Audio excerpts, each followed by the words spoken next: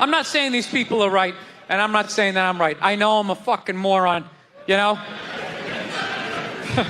But that Duck Dynasty guy, I know what he said was wrong, but I don't get the shock. He said that homophobic stuff, and people are like, can you believe? Can you believe it? Yeah, I totally can believe it. If I was in Vegas, I would have put 90% of my shit on that he was gonna say it. I'd give him a 10% benefit of the doubt, just in case. Are you seriously shocked some redneck with a beard down to his dick, sitting in a boat in the middle of a swamp, shooting varmints? Like, what did you think he thought? Did you think he had like some progressive ideas on same-sex marriage? Yeah. Didn't he think exactly what you thought he thought, you know? I think all of that shit comes from the church. They just fucking brainwash you. You know, you come down, don't clap, I don't read, follow someone else. I'm telling you, they brainwash you. Coming to the church, your brain's all empty, they just fill it up like a jelly donut. Just brainwash you. Say what we say when we say it. Say it again, then you can go home to your toys. All right, I'll say it. I'll say it again. Now can I go home to my toys? Right? And you repeat everything they say.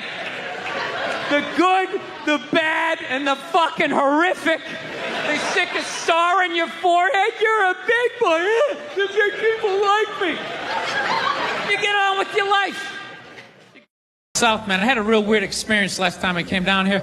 I was in Nashville, right? Sort of an awkward social situation, right? I'm sitting at this bar. There's this white dude sitting like 2 stools away. I don't know him. He doesn't know me. And that Terrell Owens story was in like sports news. So I try to make conversation. I'm like, man, look at this guy. This guy just signed a $40 million contract. He's already bitching, man. How much money do you need to make? And the dude looks at me. He's like, you know what I say? And then he looked over his shoulder, which I now know is the telltale sign that the N-word is coming, and it's coming hard. Oh yeah, it's not going to be pronounced with the A, it's going to be with the R, and he hit the R, he like stuck the landing. There was like a dismount, Klan members high-fiving in the background, like doing the wave. Just out of nowhere. So now, immediately, I'm looking over my shoulder like, dude, what the hell are you doing? You know what I mean? I'm waiting for like this hail of black fists to come raining down on top of me. I hate when people do stuff like that. That dude made me part of like a potential ass-kicking that I had nothing to do with. You don't do shit like that. He just had that word, hot potato, just threw it in my lap. Trying to pass it down to the next white dude. I hate when people do that, man. You know, it's like, dude, feel me out first. Ask some questions. Do you like to fish? Have you ever fucked your sister, right? I start rattling off answers, then you go old school. You give me a pamphlet, you tell me about your militia. Don't just dive into it. That dude was one of the angriest people I ever met. I should have known that word was coming, because he was just watching Terrell, right? And anytime I would bring up, look at man, that guy's talking trash, he would just like flip out. He won't shut up! You know, those people get like so mad they're not even looking at you. Their eyes are up. You just shut up and play the game. You know what's funny? I don't even like Terrell, but now I love the guy. Because every time I see him talking trash, I know this idiot in Nashville is just losing his mind, like kicking over his kitchen TV. Shut the fuck up!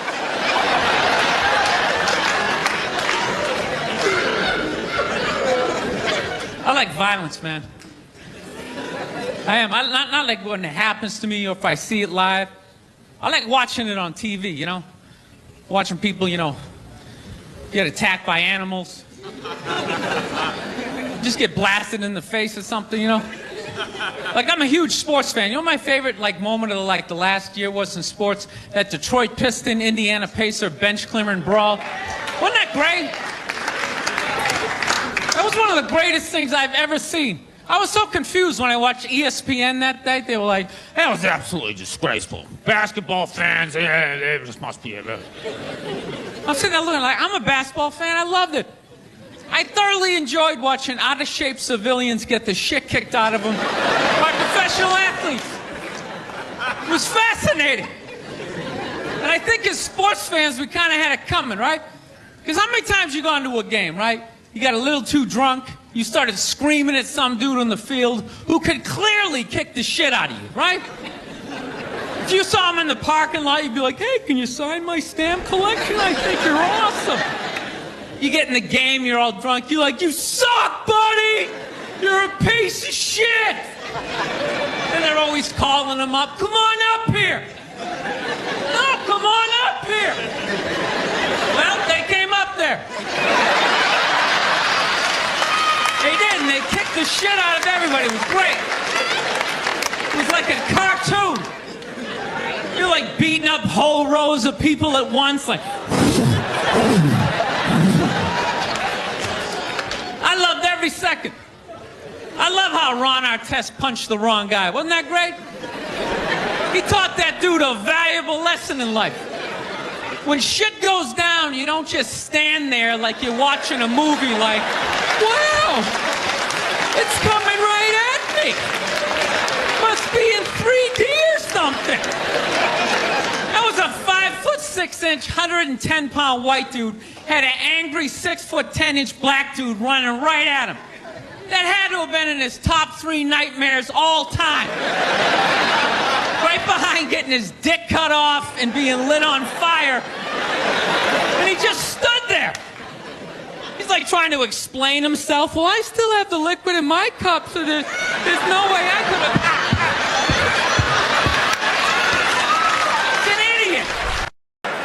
To be honest with you, too, people were too hard on that Clippers guy, man. I'm telling you.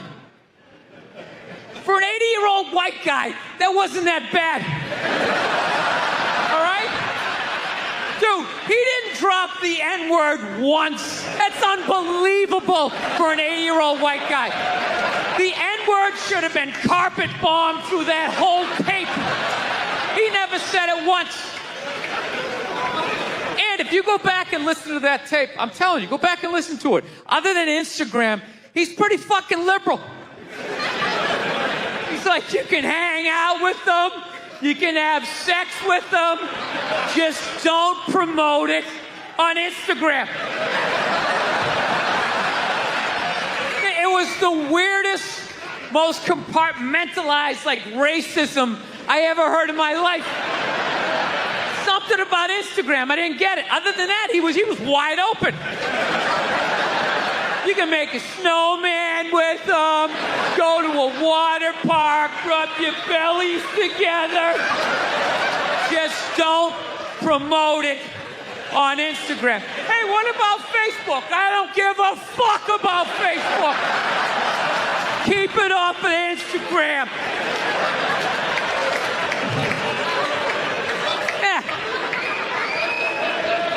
Dude, you understand? The guy's 80 years old. Do the math. This dude was born in 1934. That's 13 years before Jackie Robinson broke the color barrier. First 12 and a half years of this guy's life, he watched all-white baseball, and it was fine. First 12 and a half years. Up next, Whitey Willoughby. There's a line shot out to Peter Peckerwood. What a catch! Unbelievable into Chris Cracker. What a great day. What a great day for a ball game. White baseball, white players. Dude, his parents were part of the generation that finished off the genocide of the Native Americans. All right? That's who taught him his ABCs. I'm telling you, you can live too long. You can live too long. I'm telling you. You wear out your welcome.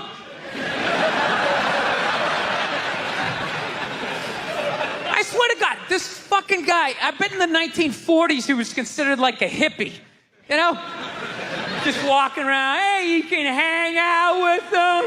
You can have sex with a man, you know? His dad's getting all pissed off. Let me tell you something, see? You stay with your own. Hey, you stay with your own.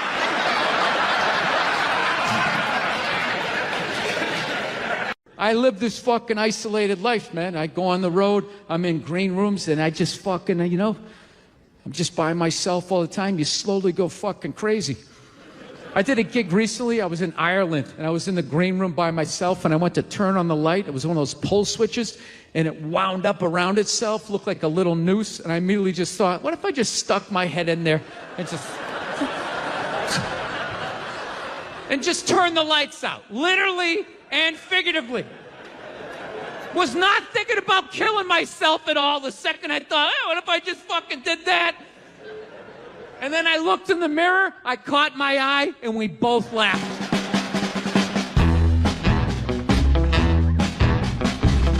But you know one of the big things that really made me feel old was when McDonald's started making salads.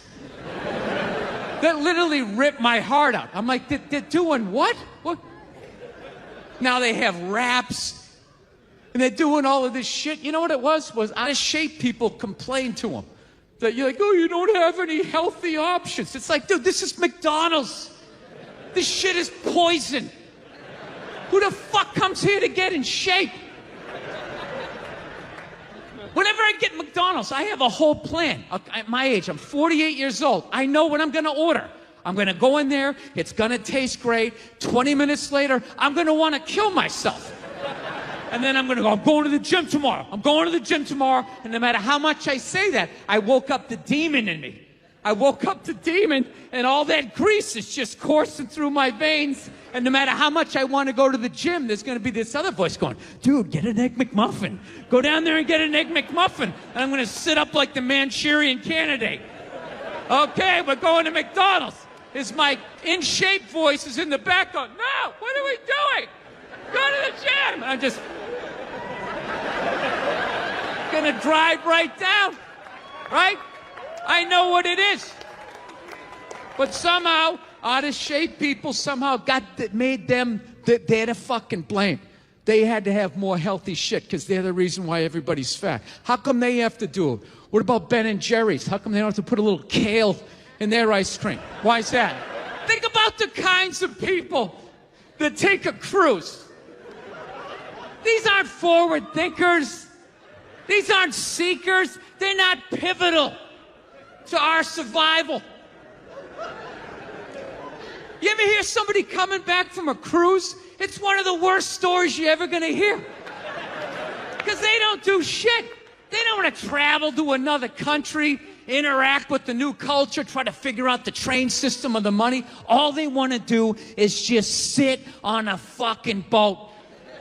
Just drinking, that's all they want to do, right? Worst story you'll ever hear. Hey, how was your cruise? Oh, it was great. I was fucking laying there. There was a DJ over here on the 1 and the 2 wooka wooka thing, right? And then they had this chocolate fountain. It was like a fountain, but it was chocolate. And you stuck the toothpick in the food, and you stuck it in the chocolate, and you stuck it in your mouth. And then you'd be like, I want another drink. And they bring it all, you drink it, it dribbles down, and it gathers in your navel, and you punch yourself. You get in your mouth. And every day around noon, we'd line up for lunch. What's for lunch? We don't know. We don't make decisions. Whatever they give us. All right, thank you. Thank you very much. How are you? Please be seated. Good evening. Thank you. Welcome. welcome to this lovely theater here in downtown Montreal. It's unbelievable. Can't understand you. Female voice does not travel well. I don't know what it is.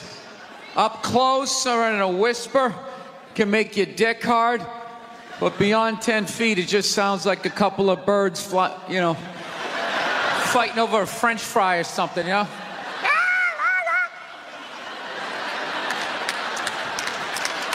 There you go. That's how we start. Somebody's coming out of the gate. I'm sick of Obama's wife. Yeah. Just running her. This isn't some Democrat, Republican shit. This is just in general. Just running her yap. It's just like, shut up. You know? You weren't elected. You know, your husband isn't running a lemonade stand. He's running the country. No, generally speaking, first ladies, they've been out of line for a good 25, 30 years. They think for some reason that their husband has the job, that now they should be chiming in like they know some shit. You know?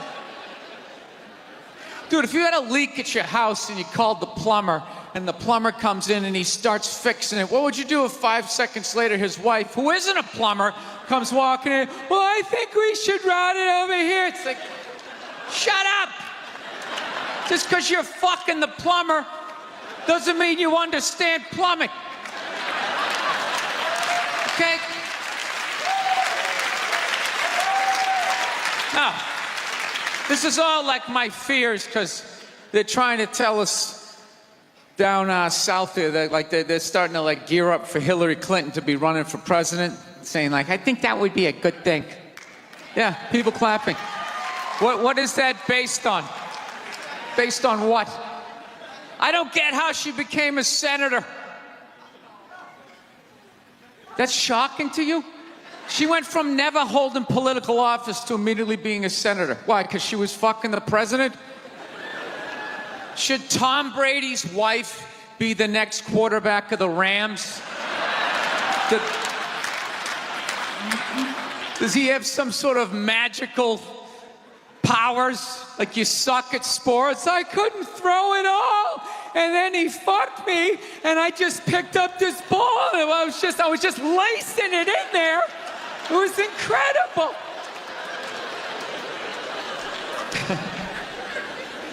Dude, it all started with Nancy Reagan.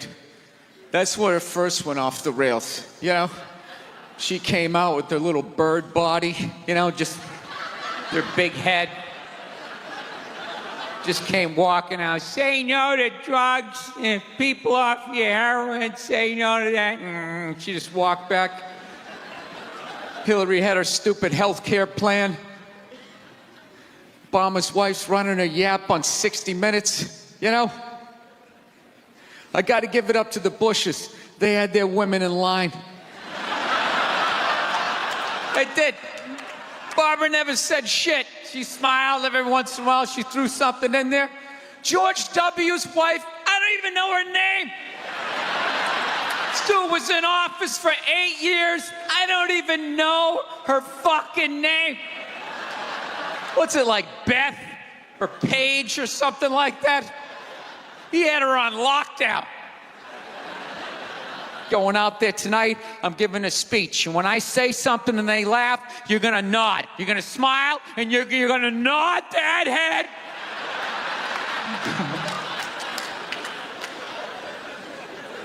Is this how it's going to be? Really? Do you think me saying this is somehow going to affect? She's still going to win.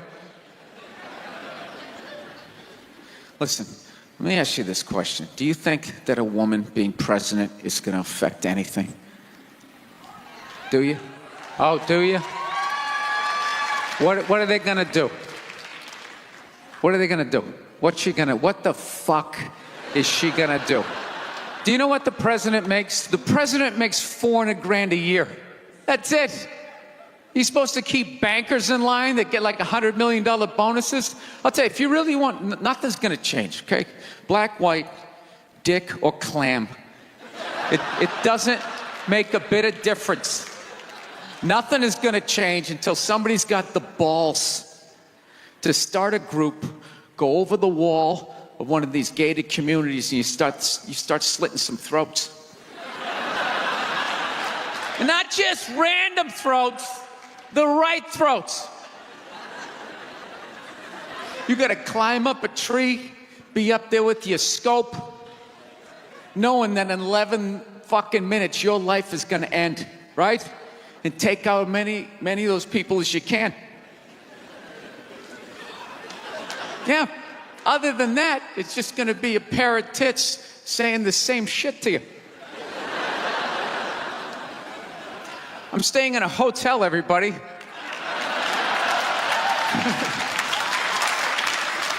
I like staying in hotels.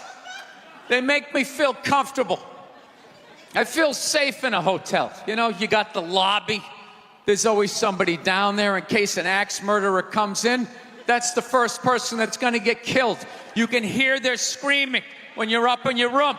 Gives you a chance to plan. Barricade the door. You know, turn on the shower, hide in between the mattresses, right? Little misdirection. Back in the day, I used to stay in motels. I hated staying in motels. Could never feel safe. You were lying in a bed 2 feet from a door that just opened up out into a parking lot. Anybody in the world could just come walking up, kick the door open, you motherfucker, just drag you out of the bed.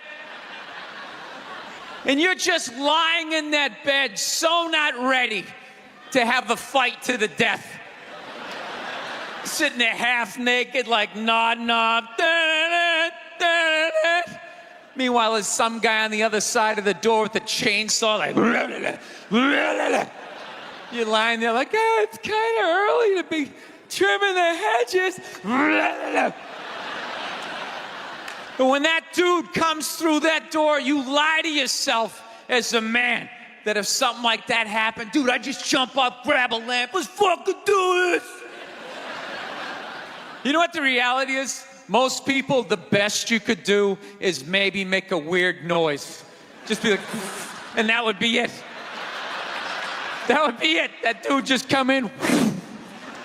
The last thing you'd see is just ceiling carpet. Looking upside down back at your own body, right? I will say this. What I do enjoy about this theater is nobody has told me it's haunted. Anytime you go into a theater, they always give you the history. It was built 1948. It was a tribute to Rocket Richard. Everybody chipped in, blah, blah, blah, blah, blah, blah. And we have a ghost. His name is Michael. I immediately lose all respect for anybody over the age of 8 that still believes in ghosts. It's like, really? You still believe in specters and goblins? What is the end game of being a ghost? I don't get it. You can go anywhere you want to go in the world. You're just going to stay in a basement for the rest of your life? Just waiting for once every 6 months somebody comes down to check the boiler and you get to be like, why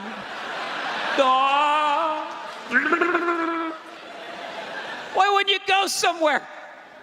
Dude, I'd fly right to Washington, D.C., fly right into the CIA building, just start sitting in on meetings like, these guys are out of their fucking minds. Fly to the Super Bowl, go right into the huddle. I always wondered what they talked about. Thank you. Thank you very much. How are you? How's it going? Yes. Nice to be here on such a fun week. I know. I don't want to hear it. I don't watch politics. So, we're going to keep it light. All right? Here we go. All right. Well, I just got over the flu, which is fantastic. You know what I mean? Had it last month. Whenever you have the flu, or like COVID, You know, you always lay in bed and you try to like figure out who gave it to you. You know, just going through this Rolodex of people that coughed on you, sniffled near you, walked by an Asian or something. You try to fight it. You like, they say on the internet, that's where all the disease comes from. I know who gave it to me. I sat next to a shoeless cowboy on an airplane. Guy had no socks or shoes on the whole flight. The whole flight, I'm sitting there looking at his dirty Jesus feet. And all I'm thinking is the next pandemic is growing in the bottom of his feet. And all I'm going to be is the next, you know, patient number 2, whatever the next disease is, you know? So I'll tell you what kills me is I looked at the guy and all I'm thinking is, like, you know what? God made that guy. You know, and he keeps making that guy. Like one mouth-breathing moron after another. Yet we still go to church on Sunday, and what do? We praise him. When is the constructive criticism coming? Like, dude, when's the last time you made a Gandhi? Somebody empathetic, you know? So, my problem is I didn't get the flu shot, you know? I'm old school. I kind of still do the vaccine thing, you know? I know, some people like it, some people don't, you know? I don't know. It's a weird thing, though. If you get it, what do? You side with the evil pharmaceutical companies. You know, if you don't, then you're aligned with people who don't wear shoes on an airplane. All right, let's get to what you all want to talk about. All right, ladies, you're 0-2 against this guy. 0-2. All right, but you learn more from your losses than your wins. So, let's get into the game tape. All right, ladies, enough with the pantsuit. Okay, it's not working. Stop trying to have respect for yourselves. You don't win the office. Like on policy, you know? You gotta whore it up a little. I'm not saying go full Hooters, but find the happy medium between Applebee's and your dad didn't stick around. All right? You all know how to get a free drink. Okay? And I know, listen, I know a lot of ugly women, feminists, don't want to hear this message. But just tease him a little bit. Make a farmer feel like he's got a shot. Swing a state over a little bit. I'll be honest with you, I am so psyched that this stupid election is finally over. It took forever. Like, you know? Yeah. Everybody knew who they were voting for 4 years ago.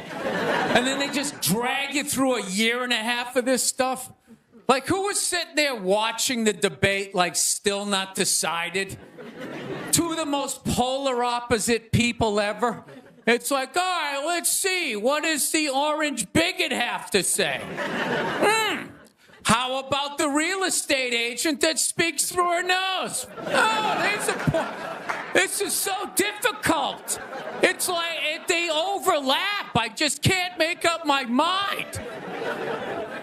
I'll be honest with you. I can't believe Trump didn't win this thing like 4 months ago. You know? I know that's weird for younger people to hear, but like when I was a kid, if you were running for president and you got shot and you didn't die, that was the end of the election. There was nothing you could say, right? Everybody would just be like, this guy's the man. He is the king. I don't know. I'll be honest with you. I think the number one reason like Trump survived is all those herky-jerky movements that he does. You just can't like nail the guy down. I gotta be honest, the guy is a lunatic. He literally got shot and immediately jumped back up and started yelling in the direction the bullets were coming from, unarmed. That's not a sane human being. I would have been on the ground crying in the fetal position, like, all right, give me the truck. I don't want this job anymore. Just tell her she won. Tell her she won. But Trump's got all those weird, coming out. I think the guy couldn't get like a bead on him, And like right as he pulled the trigger, like Trump was just like, and Sleepy Joe, and the bullet went by his head.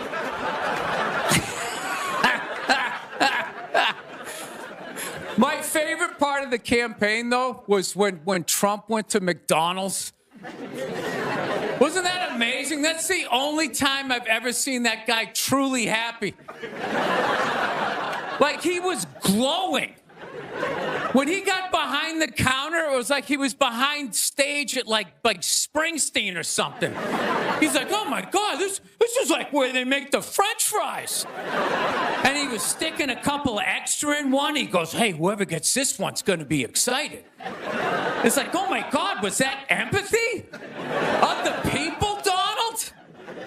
It's like when the Grinch came down the hill, bringing the toys back, and his heart got a little bigger. All right, we'll end on something nice here. I fell asleep the other night. You ever fall asleep like watching TV? You like leave it on, and you wake up at 3 in the morning, and whatever you're watching makes you feel like you're still dreaming. Yeah, I woke up at 3 in the morning. I swear to God, Shaquille O'Neal was selling me printer ink. Standing there 7 feet tall. Hi, I'm Shaquille O'Neal. Are you paying too much money for your printer ink? Every day, people come up to me and they say, I'm paying too much money for my printer. He's holding a printer. It's like the size of a cell phone. People come up to me. I'm paying too much money. And I'm like, well, I have the solution. Dude, is there no end to that guy's credibility? I thought when he was selling Buicks, that was the end of it. It's laying in that little car, the mid-sized Buick Century. This is the most comfortable car I have ever been in. He's got one foot out one window, the other foot out the other. If I was regular size, this is the car I would buy. It blows my mind. Doesn't he even have like $1 billion at this point? It's like, why are you still working? Take a weekend off, you 9-foot whore. Give somebody else a chance. All right, that's it. We got a great show. Stick around. McGee will be here. We'll see you in a minute. Thank you, thank you. McDonald's exists for 2 reasons, okay? It's for drunk people and it's for children, all right? That's what this thing is. You're in your car, your kids won't shut the hell up. You go to the drive-thru. You get a couple of poison burgers, you throw it down their throats. Their little systems can't handle it. They start nodding off. And you're up front, you're bigger. You can handle a bigger dose of poison. You know what I mean? Pop in your Def Leppard cassette, you have a little moment for yourself. Yeah, that's what it's for. It's for your kids, and it's for drunk people. Like, how many times have you driven out to a bar going, I'm just gonna have one, all of a sudden you had like 11, right? And you're hammered, and you're thinking, but you're responsible. You're drunk, but you're responsible. You're like, God damn it, I drove my car here tonight. God damn it, I'm driving it home, all right? I'm not gonna burden this place of business by taking up a parking space in this completely empty parking lot for the next 6 hours. I am not advocating drinking and driving, but I will tell you, there's nothing better than when all your friends and family know you're hammered.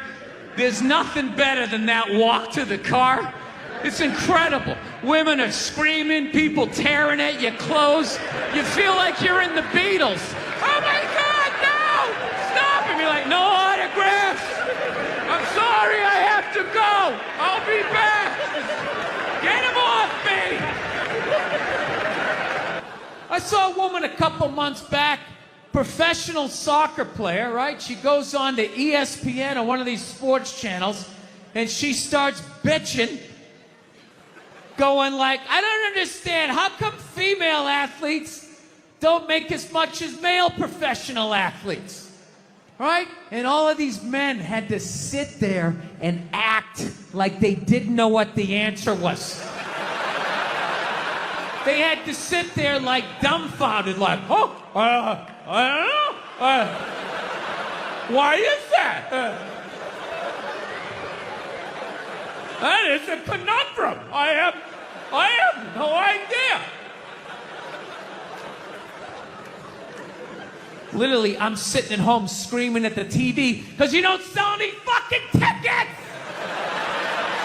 Nobody is going to women's soccer games. You're playing in a 20,000 seat arena.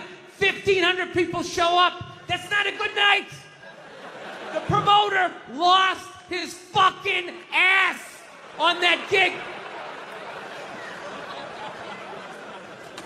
I'm not saying no professional female athletes, Serena Williams, the women in the UFC, you know, but nobody's watching your fucking sport. And then you're gonna come and you're gonna get mad at fucking men. They keep doing that shit. Why are you yelling at us? It's not our fucking job. It's not my fucking job to give a fuck about women's soccer, okay? I have men's sport to pay attention to. It's your bullshit, right? Dude, look at the WNBA. Dude, nobody in the WNBA got COVID. Nobody. They've been playing in front of 300 to 400 people a night for a quarter of a century. Not to mention, it's a male-subsidized league. We gave you a fucking league. None of you showed up. Where are all the feminists? That place should be packed with feminists. Faces painted, wearing jerseys, flashing their titties. Going fucking nuts like the guys do. In the upper deck with their big beard titties. Am I on the Jumbotron? Am I doing it? I want to get a gun. I do. I really do. I never had that feeling before till I moved out to Los Angeles. This city just messes with your mind, you know? It's overpopulated, technically doesn't have a water supply, right? The dollar's crashing. Shit keeps you up at night. You're just thinking, what am I do when the zombies come? Right? Start reading up on shit. Get some powdered food. Plant some zucchini. Get a windmill. Right? And that's all well and good. But if you don't know how to fight, all you're doing is gathering supplies for the toughest guy in the block. Right? Just thinking about that. What am I gonna do? Some dude turns me upside down, starts shaking the gold coins out of my pockets. I gotta get a gun. So I'm on the road, right? I'm in Reno. Great gun town. So I go down to their little gun store, right? Come walking in, there's some redneck there. I'm like, hey man, I want to get a gun. He's like, I hear you. What you looking for? What you want? Mossberg, over under, 357 Magnum, right? Starts rattling off all this gibberish, right? I don't know shit. I'm trying to play it off. I feel like a bitch because I don't know anything about guns. So I was like, what do I do here? Hell, I'm going to go with honesty. I go, look, dude, I don't know anything about guns. They terrify me, but I'm worried about the zombies. All right? Dude's just like, you need a shotgun. You need a shotgun, man. It's got a good spread. It's easy to load, doesn't have a lot of working parts, got a good spread. He kept saying that. It's got a good spread. I'm like, what does that mean? He goes, well, it means you ain't got to be that accurate. It's got a good spread. Further away you are, the more shit you hit. Got a good spread. In fact, you got a problem over here, you ain't even got to look. You just turn, wow, that's it. You ain't got a problem over here anymore. Anything that was even remotely a problem ain't there anymore. Trust me. And then these people here, they saw what you just did here. You ain't got a problem here either. Feel me? 90 degrees taken care of right there. One shot. These people get smart, flip it over. Wow! That's it. It's got a good spread. So I'm like laughing my ass off. I'm like, dude, look, I just want to shoot the guy. I don't have to do a bunch of drywall work, you know? Reframe my diploma, get my parakeet another friend, you know?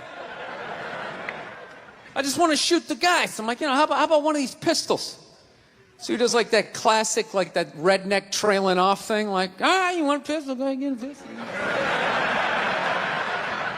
Well, I know, I've just been here 20 years. Get a shiny one, right? So I was like, dude, what's wrong with getting a pistol? He goes, I'll tell you what, buddy. Because life ain't a movie. You feel me? I'm like, no. Can you please stop speaking in these backwoods riddles? Can you just say what you're saying? I told you I don't know shit about guns. Come on, do me a solid here. He goes, well, look, you ever watch a movie? Guy go blah, blah, blah. He kills 3 people. Real life, man, you miss. You miss all the fucking time. You miss enough times, man, you're empty. You might as well just be standing there with a big stapler in your hand. Then what you gonna do? I was like, well, fuck it, let's get the shotgun. So he's all ready to box the thing up, and then I'm like, wait a minute. I live with my girl, I can't just show up with a shotgun. Right? That's not some shit you can just come home with. If I found this stool on the side of the road, I can come home with this. Look at it. We can refinish it. We can carve our initials in it. We can have a good time, right? You just show up with a shotgun. Hey, I got it for us, right? One barrel for you, one for me? No. So she kiboshes the whole thing. Till the other night, somebody broke into our car sitting in the driveway. Starts fucking with her head, right? So she starts reading up on guns, you know? She's reading too much, because now she wants to get one, but she's just like, well, I heard you got to keep the bullets in the safe, keep the stock in the garage. And then what? Then what? I run around the house and assemble it? There's some dude's chasing me with an axe? You know? Are you even thinking this thing through, sweetheart? Running around. Where's the scope? It's in the living room. He's in the living room. No, we're getting this thing. I want that fucking thing loaded right on the bedroom wall. Right there. I'll put that thing on my jam sleeves. Just like that. There's no other point. That's funny, though, when you talk about getting a gun, you know? People, like, they either totally for it or completely against it. You know, they either go nuts and start screaming, right? Or they start throwing out those stats. Yeah, actually, you increase your chances of getting shot by 80% the second you get a gun in the house. Really? What, because I'm going to load it and shower with it? Like,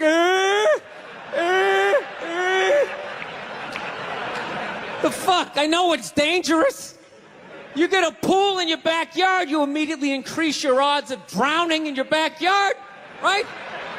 You couldn't do that before, now you step on a rake, in you go. No, I'm telling you, I don't buy into any of that shit.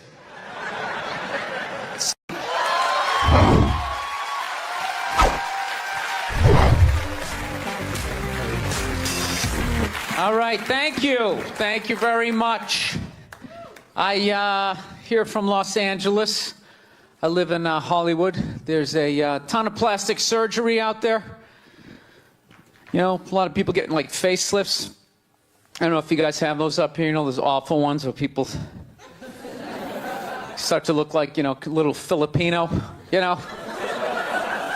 You got a little Filipino? Yeah, 52-year-old white guy. Yeah, that's how. Why would you get a facelift?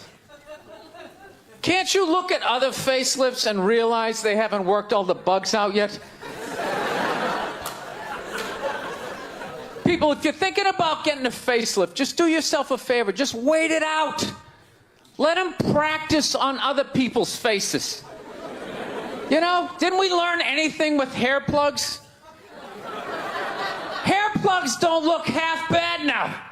Saw this commercial the other night. The guy's like, oh, God, I wish I did this 10 years ago. It's like, no, you don't. 10 years ago when they were stapling ant legs to the top of people's heads, everybody's eyes watering, trying not to look at your hairline. You wish you got hair plugs 10 years ago? Do you wish you got polio 60 years ago? Are you even listening to what you're saying historically? I'm telling you, the facelift, you can't do it, man. Why can't you just be your age? There's nothing wrong with being 50 and looking 50. Like, what would you rather be, 50 and look 50, or be 50 and look like a 28-year-old lizard? That's basically your options, right? I'll tell you what the problem is, you know, is that the facelift is actually a white problem. You know? I've never seen a black guy with a facelift, ever.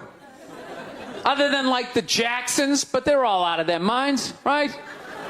But I've never seen a black dude with a facelift, ever. Do you know why so many Caucasians get facelifts? You know why? Because we don't know anything about lotion. See that? That should have been a bigger laugh, but there's too many white people here. I'll help you out. You can put lotion in other places other than your dick. All right? If you ever wondered why your dick looks brand new, but your face, you're starting to look like an aging pirate. Because you need to increase the circumference of the lotion distribution. No, I'm not judging you. I didn't put lotion on my face the first 33 years of my life. Never put it on. The one night I was hanging out with this black girl, right? And a couple times during the night, she took it out, put it on her elbows, problem areas. I thought she had like a rash or something. Like, what do you got, like poison ivy? She goes, no, you get like a little ashy. I went, ashy? She goes, dry skin. I went, oh. I guess that kind of offended her. It's like, oh. She's like, well, white people get ashy too. I was like, yeah, you know, I don't think we do. I've been alive for 33 years. No one has ever said, hey, Bill, you're looking a little ashy. I never even heard that word until you said it.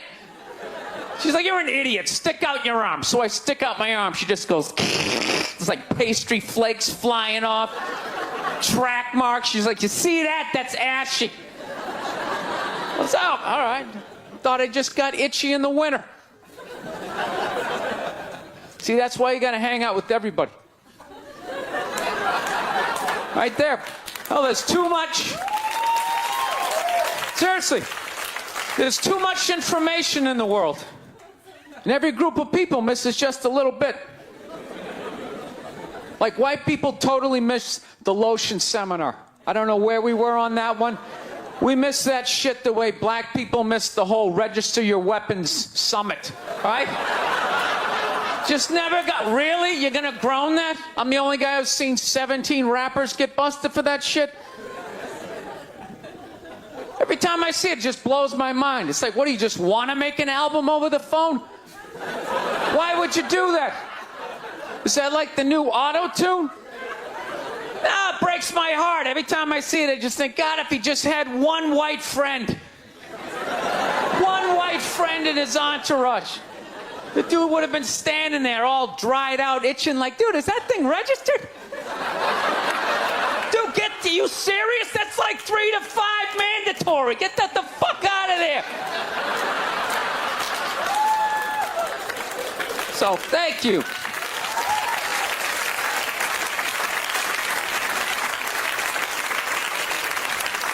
So, Schwarzenegger just got busted down on the States, yeah?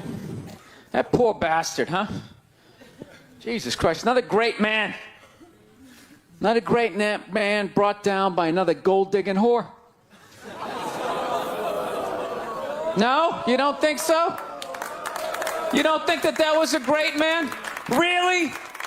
3 decades of awesome movies? Bangs one made and now you don't like him? Tell you something, that's a great man. He is. First of all, I get why he did it. Why wouldn't he think he could get away with it? Look at his life. Look how he talks. That guy should be unloading trucks in Transylvania. That should have been the height of his success. But because he's a great man, he had the balls to move to America and became famous for lifting weights. I lift weights, no one gives a shit. He stands there, people can't get enough of it. That should have been the height of his success. He says, fuck that, I'm gonna be an actor, despite the fact no one can understand me. Becomes one of the biggest actors of all time. That should have been his height. He says, fuck that, I'm marrying a Kennedy. Bam! He does it. Cherry on top, he becomes governor of a state he can't even pronounce. Why wouldn't this guy think he could bang his maid in his own goddamn bed and not get away with it? This guy has been in the zone for 4 decades. Give me the rock, I'm feeling it. I had a hit movie with the midget.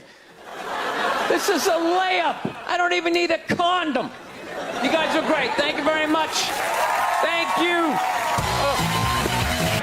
We realized that, I don't know, we always fight about the television, so I'm like, well, what about documentaries? Why don't we just tape something we both like? We both love documentaries. They're fun, right? You watch them, you learn something, you repeat it at a party, people think you read.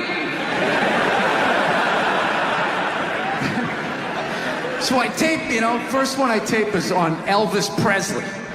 So I sit down and I'm watching this documentary as a white dude, which is what I am. I'm looking out my white head, watching this white shit. It's coming back into my white eyes, getting whiter by the fucking second. Right? Now my wife, on the other hand, she's black, right? So she starts watching this shit as a black person, right? And she's seeing all the racism, obviously, that I'm seeing, but she was catching all this subtle shit that I was too white to see, but I knew I was missing it, because I just kept hearing her huffing and puffing, just sitting next to me being like, and I'm just sitting there like, okay, somebody did something. I don't know what just happened, but I don't think that was good. So right when I didn't think it could get any worse, it could get any more uncomfortable between the two of us, this fucking white dude comes on who evidently discovered Elvis. And he's like 190 years old, and he comes out, starts talking. He's just like, well, basically, I was looking for a white boy that could take the down and dirty, nasty blues and combine it with the pristine, angelic sounds of bluegrass. Yeah, that's what he was doing. He was subtly putting black shit down here while he was propping up the white shit. The down and dirty, daddy not sticking around, drug-infested neighborhood blues with the Jesus as white as me, hair the color of the sun, angelic bluegrass playing music, right? So at this point, my wife has like fucking steam coming out of her ears. So I make a judgment call. I just fucking shut it off. Right? And she looks at me, she's like, why did you shut that off? Why did you shut it off? I was like, because you're about 3 minutes away from yelling at me like I produced this music.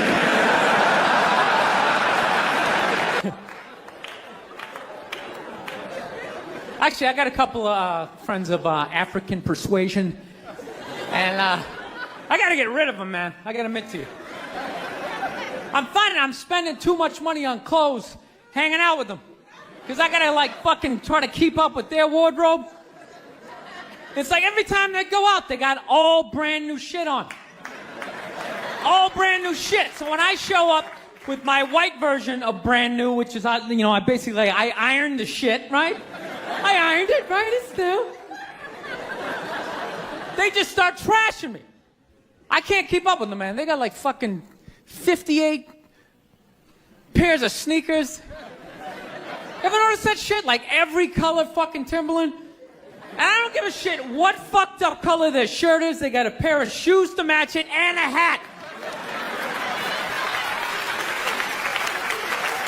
It's like a rule or something. They're the worst. Even when you wear some new shit, there's like some sort of rule that you gotta like space out the amount of time within which like that you wear it. Because God forbid you wear the same shirt within a 10-day period, one of them's gonna notice. So all of a sudden just look at you funny like, this motherfucker's got the same shit he had on last Tuesday.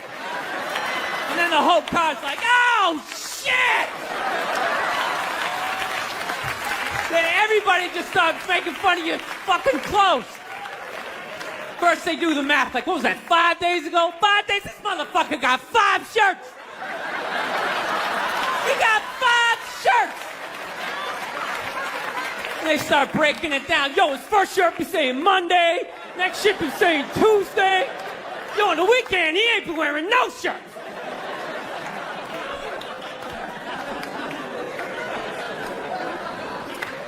I'll tell you, that's actually funny. You know what? That's actually how I judge black guys now.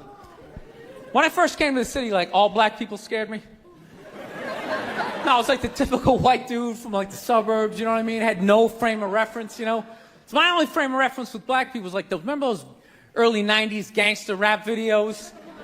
Throw the fucking LA riots in there, man. It was fucking horrible PR. I'm watching the videos, look, he's got a nice car, he's got all the women, and he's still fucking mad. These black dudes are never happy.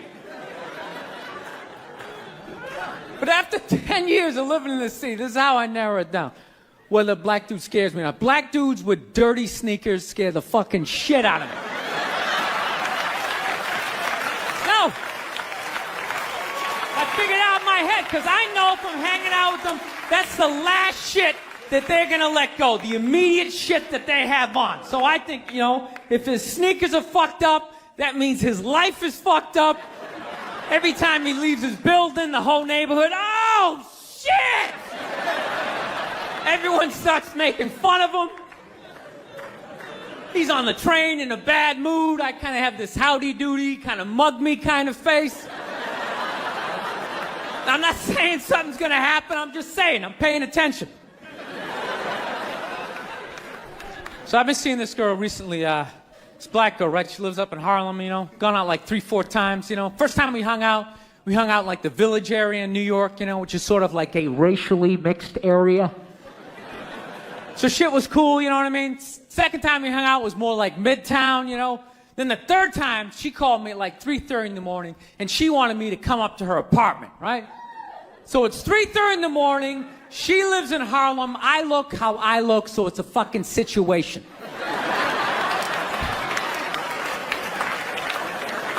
Yeah, because you know the deal, right?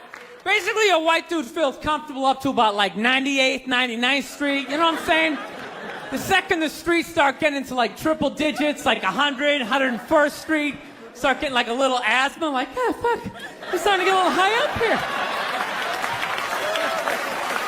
You feel that little tightness in your chest? Can you feel that? 106th Street, you're like leaning on shit, like, dude, where'd all the cabs go? How come there's no taxis up here?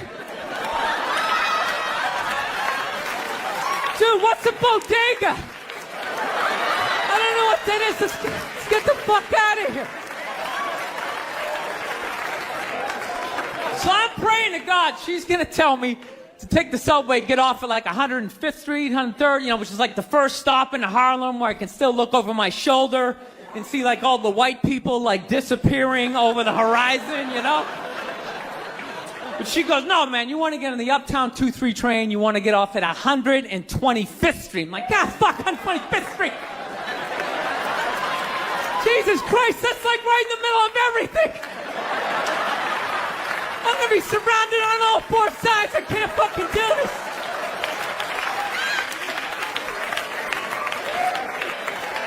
So, at this point, I'm really trying to hide like the bitchy tone that's starting to creep into my voice, you know? And I'm trying to ask for really specific directions for when I get up there, because I want to know exactly where I'm going. So she starts naming the streets I have to go down, and every other street up there is named after like a black leader, you know? She's like, make a left on Adam Clayton, take a right on Frederick Douglass. I'm like, ah, fuck Adam Clayton. Yo, dude, go on the internet, look up Adam Clayton. Did he kill a bunch of white people during the slave revolt? Dude, I ain't going up there till I know what Adam Clayton said. Fuck this shit. So at this point, I'm really having a battle with myself. Because I'm thinking I can't do this, right? I'm like, I can't do this, but my dick's going, no, come on, man, we can do this, all right? Just relax. Pull yourself together and get on the goddamn train, right? So as always, I listen to my dick. Oh yeah, I get on the train. By the time I get up there, it's like 5 or 4 in the morning, right? I'm staying on like Malcolm X and like Danny Glover or some shit, right? I don't even know where the hell I'm at. When I see the street I want to go up, I want to go up St. Nick. I can literally see her apartment building, but there's like 5 or 6 black dudes standing right on the corner, right where I want to walk by. So I'm like, fuck! I felt like I was on like some reality show at that point, like some sort of like white guy survivor. It was ridiculous. So I'm thinking I gotta walk right by these guys, right? You know what's funny? I think that they were actually more surprised to see me than I was scared, you know? And I was really, really scared, you know, but I'm also really, really white, you know? Like shockingly Caucasian. You know what I mean? Like if you're not ready for me, I can like surprise you. No, especially if you live up there. You've probably seen a white person for hours, possibly days. So when I show up, it's almost like magical, like a leprechaun came out of nowhere, you know? Felt like I should have like a little pot of gold, like a rainbow behind me. Top of the morning to you, latte. Kind of dance my way past them.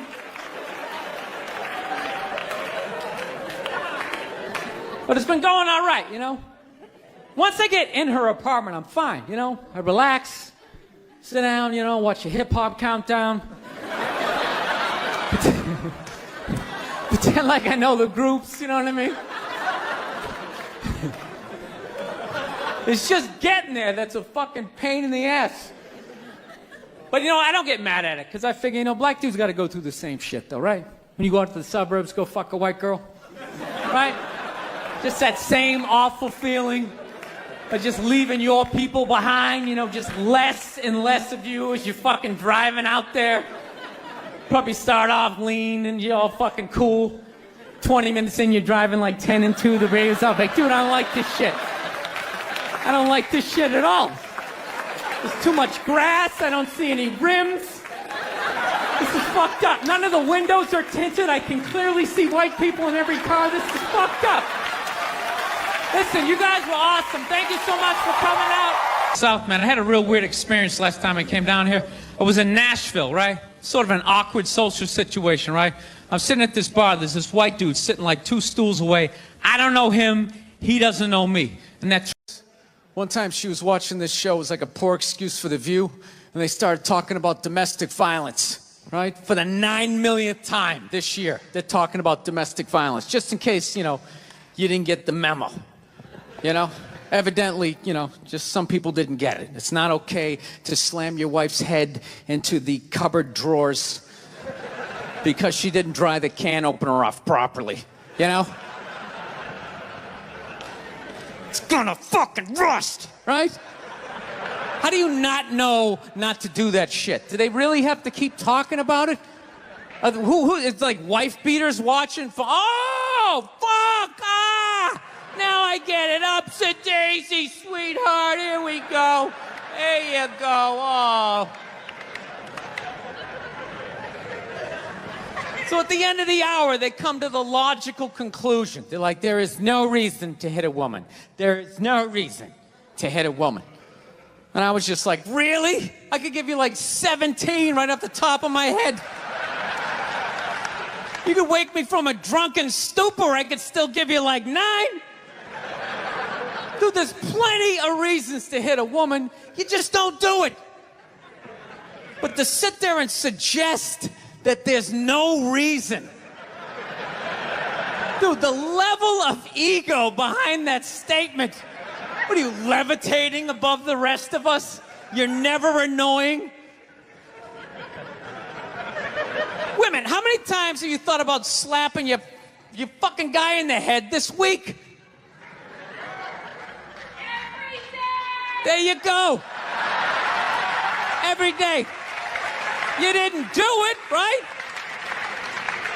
Oh, dude, it drives me nuts. There's no reason. There's no reason. Really? No reason? How about this? You marry a girl, you fall in love, you buy her a house. You go to work every day, paying off the house. You come home one day, she's banging the next door neighbor, hands you divorce papers. You got to move out, sleep on a futon, and still pay for that house that she's going to stay in. No reason. I'm not saying you should do it, but there's plenty of fucking reasons in that arc of a story. No, that's the thing. Really is. That's the thing. I hate that saying there's no reason. Obviously, I'm not saying to hit a woman, you know? But saying there's no reason, I think that's crazy. When you say there's no reason, that kills any sort of examination as to how two people ended up at that place. If you say there's no reason, whew, you cut out the build-up, you're just left with the act. How are you going to solve it if you don't figure it out? Look how awkward it is in here right now. I said you shouldn't hit a woman. I'm just saying, how come you can't ask questions? You can only ask questions about what the guy did. You can never ask about the woman. Why is that? Why is that? What is that? What does answer him right mean? What does that mean? Are you the idiot who got up halfway through the special during the bit and you're like walking around like I'm not fucking taping a special here? What's wrong with you? What's wrong with you? Fucking had to ignore all of that and now you're gonna like yell out? And not only that, yell something that makes no fucking sense whatsoever? Answer him! Answer him! Every fucking special I do, there's always one. Always right down the fucking middle. Talking about hitting women, sweetheart. And I think you just added another reason. Jesus fucking Christ. You love this. I'm not even in a relationship with her, and she's fucking nagging me.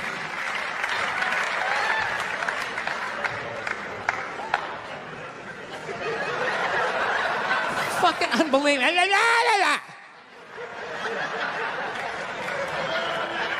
Look, I understand hitting a woman's a bad thing, okay? Well, how come you can't fucking ask questions? I just don't understand. Like, if I get bit by a rattlesnake, wouldn't you guys have some questions? Right? How did it happen? Did you not see it? Were you fucking with it? How did this snake get so mad it almost killed you? Firemen put out a fire, they don't just drive away afterwards, they sift through the debris. How did it start? Here's an oily rag, right? Look, I realize I'm coming off pretty ignorant right about now. I realize that. Let me extend an olive branch then, okay? I realize that there's some animal guys out there, okay? Horrible guys, you know, have a rough day at the factory, come home, tuna casserole, and just start swinging. All right? I'm not trying to say that those people don't exist. I realize they exist. They should be buried underneath the prison, okay? So if I can admit that, ladies, can you at least admit that every ass kicking doesn't just fall out of the fucking sky? Really? Even hockey has 2 minutes for instigating, right? They understand that some back and forth happened before that shit, you know?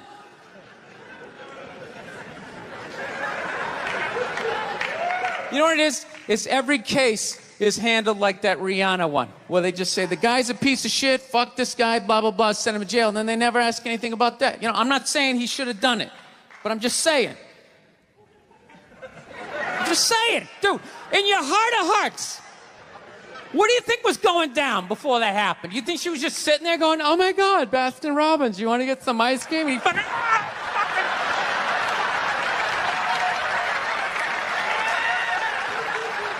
You know? Or do you think maybe they were having some epic end of the relationship fight and some crazy shit was being said? Maybe she was screaming in his ears some crazy female shit like, go fuck all your friends, I don't give a fuck! Maybe that's why I sell more albums than you, motherfucker! Right? To be fair, she could have just been sitting there going, I need a tissue. Do you keep those in the glove box? Oh my God, I'll bring my out! I'll bring my out!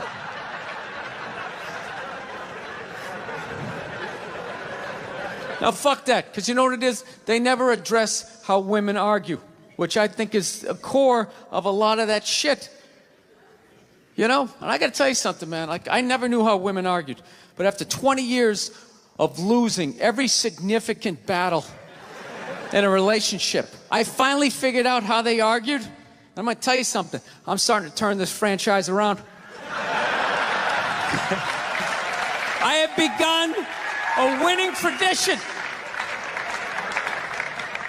This is how they argue, as far as I can tell. All right? If they're right, they argue the point. And they stay on point and make sure you stay on point until you're down on your knees, apologizing, begging for forgiveness. All right? No problem with that. Totally respect it. But here's the thing. If they're wrong, they go rogue. They go off-road. They start thinking of shit you're sensitive about. Maybe you don't get along with your dad. And in their head, they just start concocting this evil statement. Totally designed, this desperate Hail Mary attempt to make you so fucking mad, you just call him a cunt. That's what it is. And cunt trumps all the bullshit they did to start the argument. Now it's not about that. Well, that's no reason to call me a cunt. And then that's it. You're in this room now, right? And they won't hook up with you for a couple of days. Who cares? Who cares? You rub one out.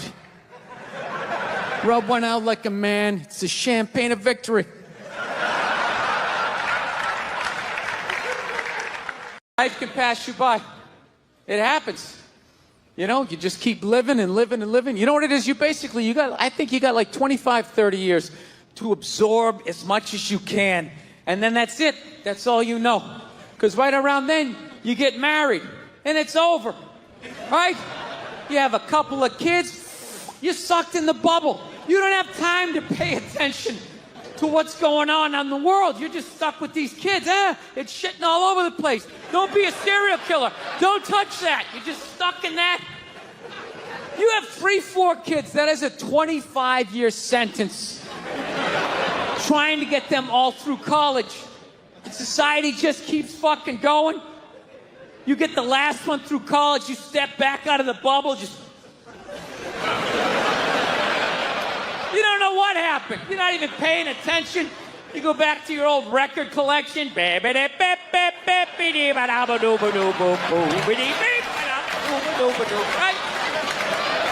Someone sticks a mic in your face, you're gonna get in trouble. Yeah. It's one of the sad things about life. You get old and it passes you by. I feel it passing me by. I'm 46 years old. I don't even have kids, but I can't keep up anymore. Like, I had a college kid coming up, and I was like, man, I gotta figure out what these kids are into, man. I was 24 when a senior was born. I gotta figure out what these dudes are into. So I guess they were into this DJ music or some shit. So I'm like, all right, I'll watch some of this. You know? So I have like a reference or two. I don't want to be that old comic coming to the gig being like, what's up with this Monica Lewinsky? Is this crazy? I mean, this Y2K. I mean, is my stylist going to work? I don't know. So I put this shit on. Dude, I lasted 90 seconds. 90 seconds. I was open-minded. All right, put it on. 90 seconds later, I'm like this old man. This isn't music. Now, when I was a kid, you dressed like a woman and you sung about the devil. Now that was music. So I'm on the road, right? I'm in Reno. Great gun town. So I go down to that little gun store, right?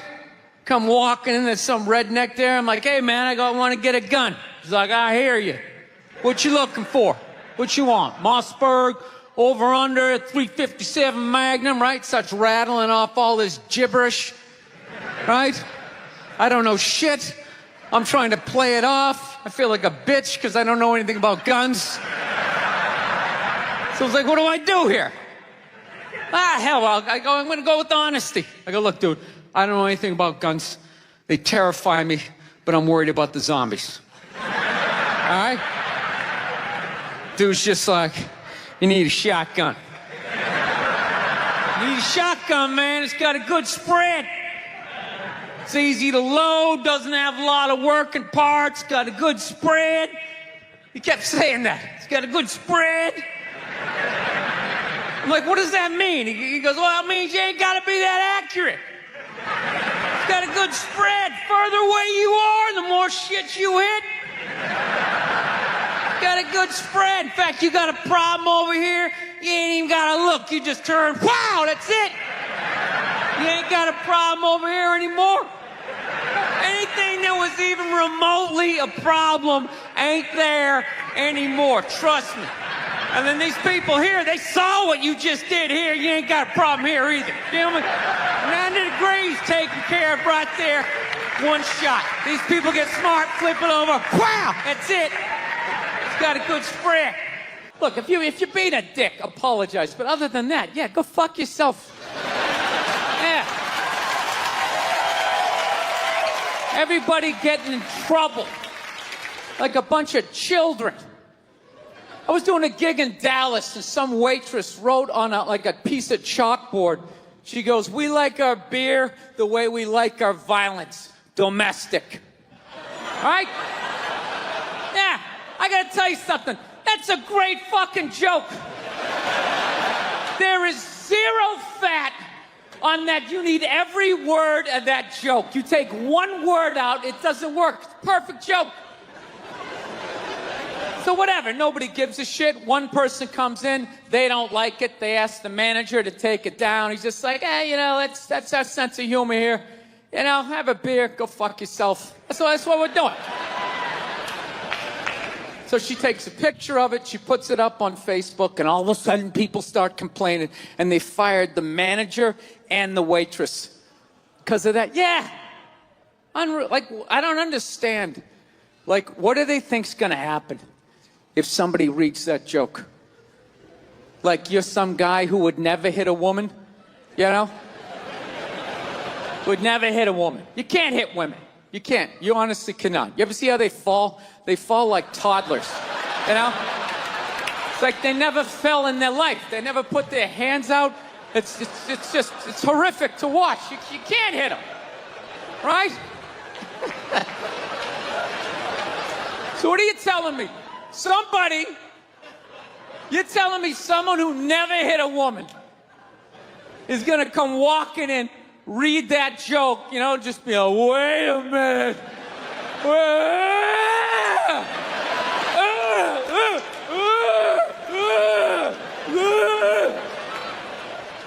Yeah, I grew up in a very, angry time, you were afraid of your dad, your dad's dad. I talked about this shit before, but I'm still working through it, so just bear with me.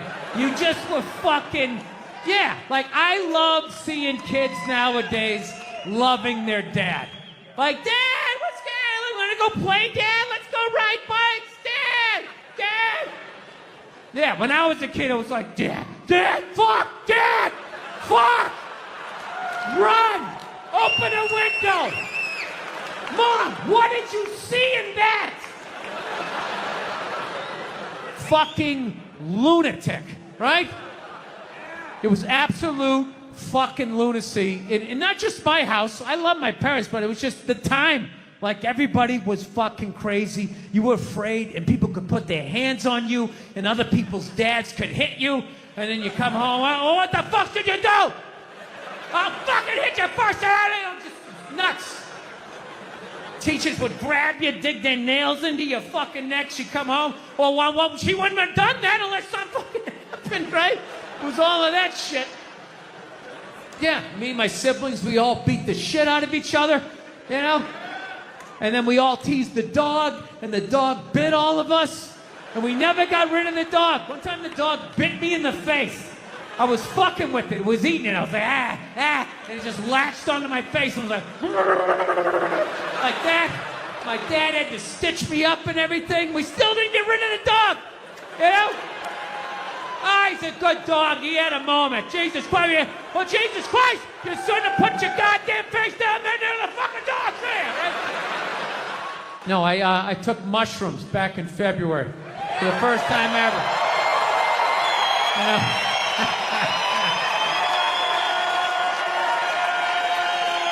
This is the perfect state to tell this story. You guys should literally have mushrooms on your fucking license plate. All right, so here's the deal. I never fucked with anything like that. I was always a booze guy. I was a booze guy, you know. All right, relax, everybody. I always get nervous when I get white guys going like, yeah, all right, woo, build the wall. Okay, I'm fucking around. Relax. It's frightening to listen to, but that's what being a guy is. You're not allowed to have emotions. So that's all of that shit comes out when you drink. Do something dumb so I don't feel stupid.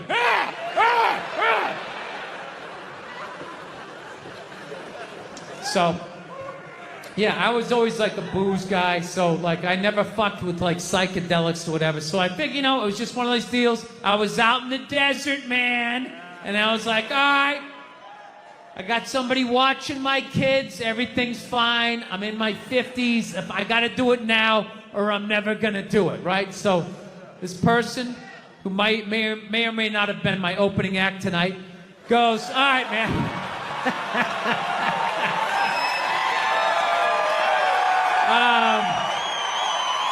He's a good man.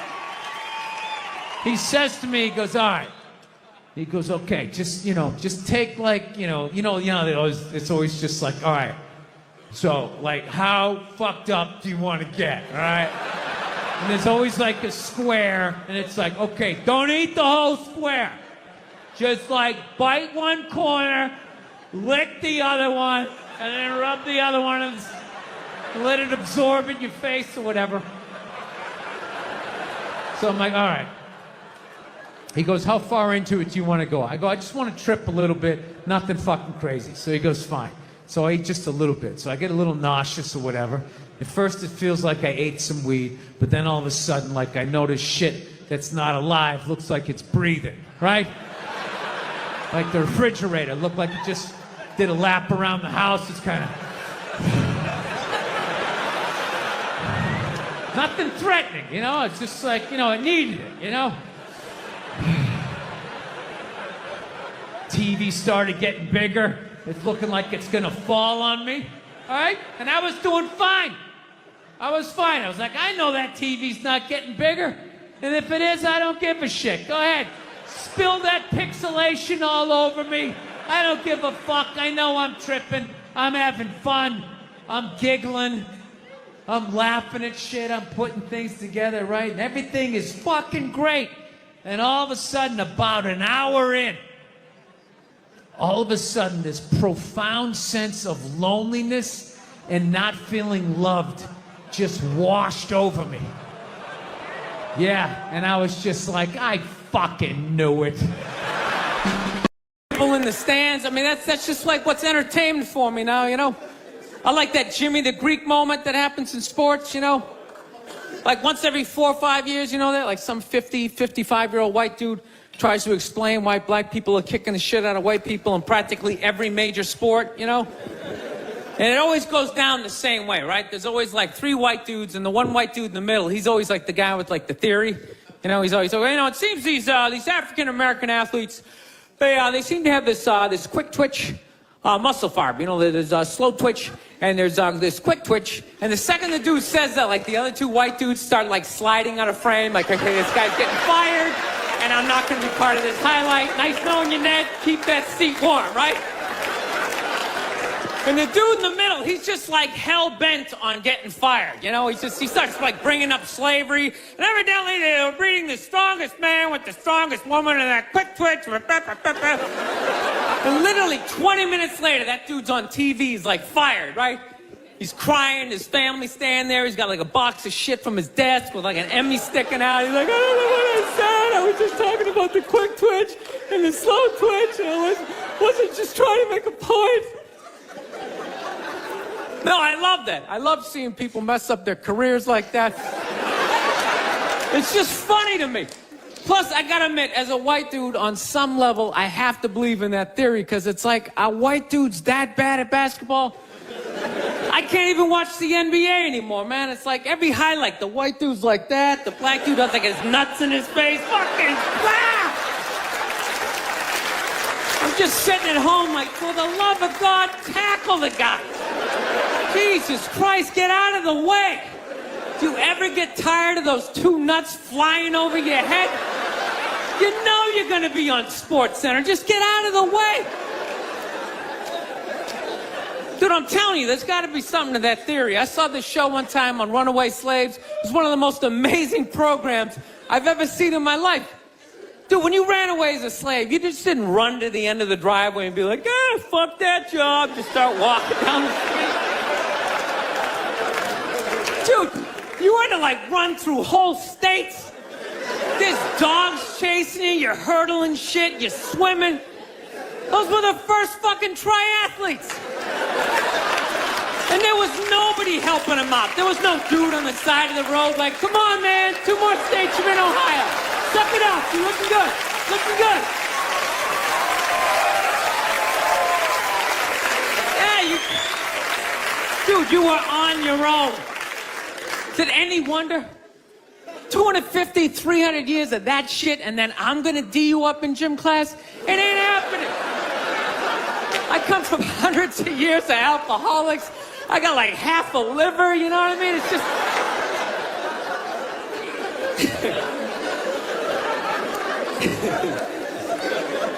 You know what's funny to me about that stuff? You can't even, like, you know, I obviously know that theory's crazy, but it's just like, you can't even bring up how well black people are doing in sports. Everybody gets all weird about it, which I don't understand, because it's like a compliment, you know? Like, feel how weird it is right now. You know, I just brought that shit up. I'm saying something good, right? I saw a coach get in trouble for that shit. Like, his team was like 0-6 or something. They just couldn't win, and every week the press was just getting on him more and more and more, right? And the dude, he was just like flustered, and he had like a moment of honesty. They were like, why can't you guys win a game? He's like, oh, you know, I don't know, the offense isn't getting it done, you know, defense, you know, too slow, and it just run out. Tell me, we gotta get some more black guys in this team, because I'm telling you, it's just not... And immediately, everybody's like, what? Everyone started freaking out like they had no idea what this dude was talking about. It's like, are you watching SportsCenter? Or do you see the Olympics? Like, I love the 100-meter dash, right? There's always like 9 black dudes and that one token white guy in like lane 8. And I'm just sitting there going, come on, man, one time. Just one time, just win the bronze, just do what you gotta do. And the white dude always stays with him till like the first turn, then he like fucking blows out his hammy. Those other 8 black dudes are like... Where's that white dude the next Olympics? He's like up in the broadcast booth, his career's over. He's like a commentator. Yeah, it's gonna be a great race. Still can't feel my fucking toes, but I'm telling you. No, I don't get it. It's like a compliment. We're saying you're fast. That's a good thing, right? people start all freaking out. Oh, you're acting like that's all we can do. You're saying we can't be scientists. No, we're not. All we're saying is if there was a race to the microscopes, you fuckers would win. We're just saying that you're fast. You get there first. Your lab coat would be flapping in the wind. I'd get there like 3 minutes later, all cramped up. Are you looking at bacteria? No, you go first. You just go first. Jesus Christ. There's a Volvo. The guy ran by a Volvo in street shoes. I've never seen that before in my life. No, I get into those arguments all the time. All the time. Friends of mine will be like, well, how come anytime a black athlete does something, they say it's an athletic move? Anytime a white athlete does it, they say it's an intelligent move. And it's like, well, fair enough, man. It just depends on what you're doing. You know what I mean? It's like, you know, if you read a defense, white or black, that's an intelligent move, right?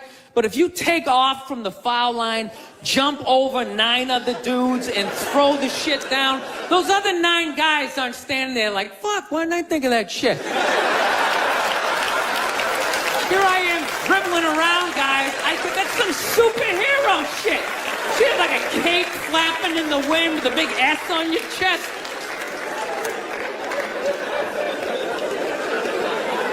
I'm telling you, man, that's the funny thing about Hitler.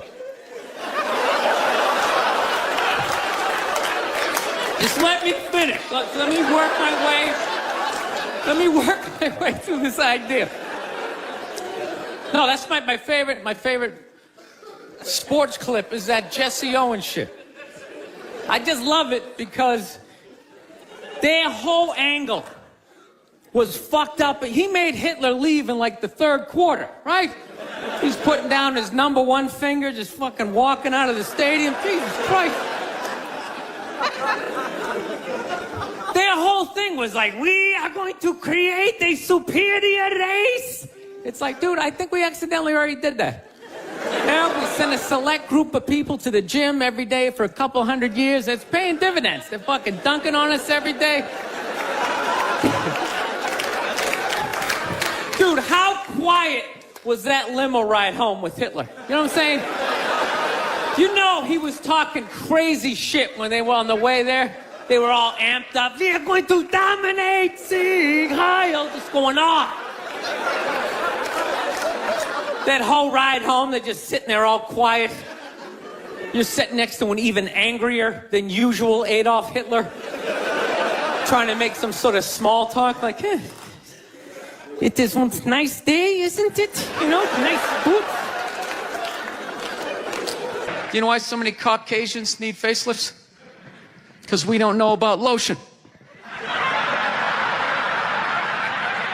See that? Only half of you laughed. That should have been everybody. Yeah, but a lot of you were sitting there like, well, what about lotion? What is this lotion you speak of, and what is the magic therein? I'm not judging you. Not judging anybody. I didn't know anything about lotion. Never used it the first 33 years of my life. Never used it. Till one night I was going out with this black girl, right? She was getting ready and she was just putting that shit on everywhere. Just slathering it on. I thought she had like a rash or something. I'm like, what do they got, like poison ivy? What's going on with you? She goes, no, I'm just making sure I'm not ashy. I said, ashy? She goes, dry skin. I went, wow. I guess I freaked her out a little bit because I was like, wow. She's like, well, white people get ashy too. I was like, yeah, you know, I don't think we do. Yeah, I've been alive for 33 years. No one has ever said, hey, Bill, you're looking a little ashy. I never even heard that word until you said it. She's like, you're an idiot. Stick out your arm. So I stick out my arm, and ever so gently, she just drags her nails down. This smoke starts coming up. It's like pastry flakes flying off, track marks. She's signing her name. She's like, you see that? She goes, that's ashy. You're ashy? Freaked me out. I'm like, holy shit, I'm ashy. I didn't know anything about it. All I knew was that I always got itchy in the winter. Couldn't figure it out. Always got itchy in the winter. What the fuck do I get itchy? I thought it meant the bath towel was dirty. That's what I thought. And I would change it out and put a fresh one. Now I'm gonna be okay. Take a shower, dry off, fucking itching again. God damn it, I hate the winter. See that? That's why you gotta hang out with everybody. Yeah. There's too much information in the world, and every group of people misses a little bit. White people totally missed the lotion seminar at some point in history. I don't know if it's because we can't see it. You know? Black people get ashy. It looks like they leaned up against a chalkboard or something. You know? They can see it. They miss it. Their friends help them out. Like, look at your ashy motherfucking elbow. What is wrong with you? Right? All those feminists are full of shit. Because I'm going to tell you right now, someday, there's gonna be the first woman president. All right? Which means you don't even know what her fucking platform is, and you automatically cheered. It's got the same genitalia.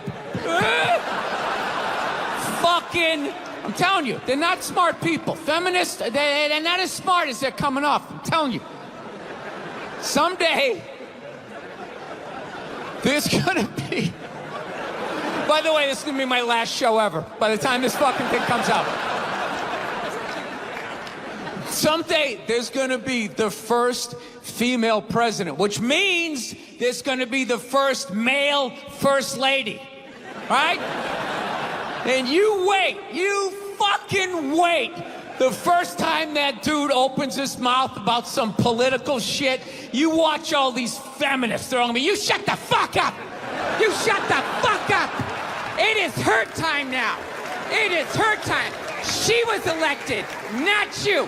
Go pick out some plates, bitch. You are the first lady.